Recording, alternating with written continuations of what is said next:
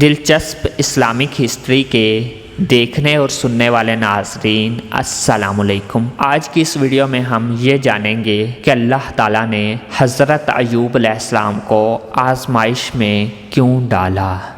حضرت ایوب علیہ السلام بڑے صابر تھے، آخر صبر کی جزا میں صحت پائی کیونکہ حق سبحانہ تعالیٰ نے ان کے حق میں فرمایا۔ ترجمہ تحقیق پایا ہم نے اس کو صبر کرنے والا اچھا بندہ۔ تحقیق وہ رجوع کرنے والا تھا۔ آخر اس میں کیا حکمت تھی؟ خدا کو معلوم ہے کہ بندے کو کسی امر میں صبر نہیں، اس لیے ایوب علیہ السلام کو بلا میں مبتلا کر کے مخلوق خدا کو عبرت دلوائی تاکہ گناہ سے باز رہے۔ اور وہ چشمہ پیدا کرنے کا یہ ماجرا تھا کہ جو شخص گناہ کے مرض میں مبتلا ہو تو اپنا بدن آب ندامت سے دھو کر توبہ کرے تاکہ گناہ جاتا رہے اور پاک صاف ہو جائے، جس طرح ایوب علیہ السلام کے بدن سے کیڑے جاتے رہے۔ اس چشمے میں نہا کر آپ پانی پی کر صحت پائی اور حضرت جبرائیل علیہ السلام نے کہا، اے ایوب اس سے نہاؤ اور پانی کو پیو تاکہ خدا کی مخلوق کو معلوم ہو کہ عبادت بھی کرے اور شکر بھی کرے اپنے پروردگار کا۔